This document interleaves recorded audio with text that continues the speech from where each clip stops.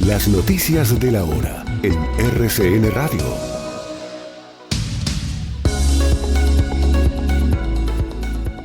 La Superintendencia de Servicios Públicos ordena vigilancia a las empresas del sector. Lo cierto es que los usuarios sentiremos el golpe en la factura desde este mes de febrero. Y una vez más, Bogotá permaneció esta mañana con bloqueos, colapsos en varios puntos, desvíos, todo esto por protestas, pero también por una tragedia que se ha presentado en una importante vía de la ciudad. Ya le vamos a contar qué está pasando a esta hora cuando comienza a restablecerse la movilidad. Y la red de veedurías alista una nueva denuncia contra Armando Benedetti, esta vez por violencia intrafamiliar. Nada que se sacude pues el gobierno nacional o el presidente Gustavo Petro después de ese controvertido, por decirlo menos, Consejo de Ministros de esta semana que desembocó, ya lo hemos dicho, en las renuncias varias de altos funcionarios de ese gobierno. La inconformidad de otros incluso trascendió que podía darse una renuncia colectiva de algunos otros que no están de acuerdo con la posición de Gustavo Petro. De la posesión, o mejor la designación en este cargo de jefe de despacho de Armando Benedetti. Se ha advertido desde esta semana que podría renunciar el ministro del Interior, pero sigue la controversia porque le siguen surgiendo procesos, denuncias y hechos judiciales al jefe de despacho, porque no es jefe de gabinete, Armando Benedetti. En eso vamos, porque mientras entonces intenta ejercer o controlar la agenda del presidente, va a tener que acudir también a los altos tribunales para responder por los distintos procesos que nuevamente le están apareciendo. Mire que usted lo ha indicado, también sigue súper vigente el tema del aumento del 36% en las tarifas del gas. Se ha advertido, ayer hubo una rueda de prensa con los representantes de las distribuidoras y generadores de energía, pero particularmente los distribuidores y la empresa Avanti, que tiene que ver con el tema del gas, y fue la que salió casi que a poner la cara y a decir, hombre, vamos a aumentar desde el mes de febrero el 36%.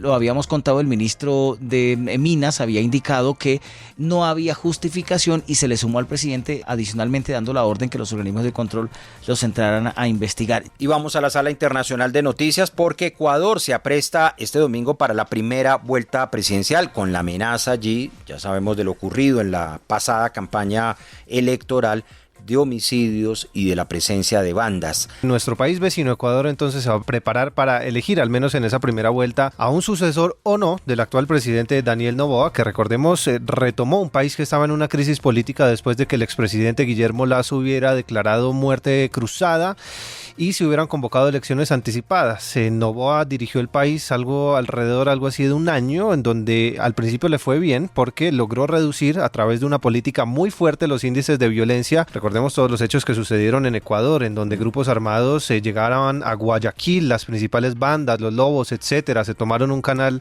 de televisión. No, la revuelta desde las cárceles con asesinatos, sí, y todo. La fuga de importantes líderes y todo ese periodo de violencia que convirtió en el 2023 a Ecuador en el país de la región con mayor número de tasas de homicidio, superando a México, un registro que por supuesto los ecuatorianos pues no tenían contentos. En una primera medida pues Noboa logró mitigar en cierta parte esa cifra tan fuerte de violencia en el país, desplegando entre otras cosas ejército en las calles, decretando emergencia nacional y etcétera. Pero hay algo que le pasó factura, y nunca mejor dicho, la crisis energética, ¿no? Que el año pasado pues dejó al país a oscuras durante varias horas al día, un racionamiento energético que también fue producto de que Colombia dejara de vender energía a nuestro país vecino. Yo pensé que usted iba a decir que le pasó factura a la vicepresidenta, porque también casi que hubo un golpe de estado. Eso es otra polémica, ahí. Para allá iba.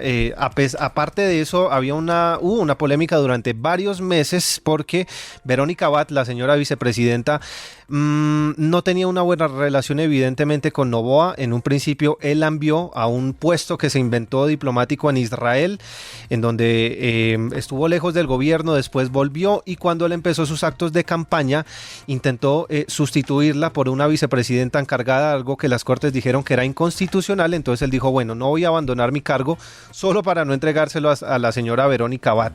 En deportes, John Hader Durán anota su primer gol en la Liga Árabe, en en Al Nassr. No solamente ya es uno, ya son dos. Doblete del colombiano John Hader Durán en este primer partido en la Liga de Arabia Saudita. Recordemos que su primer duelo había sido en la Champions Asiática y en esta oportunidad, ya por la Liga local, logra doblete a esta hora. Ya 90+2, está acabando el partido. Son 3-0 que va ganando Al Nassr al Al-Fayha. Y con doblete del colombiano y uno más de Cristiano Ronaldo. 24 horas de noticias en RCN Radio.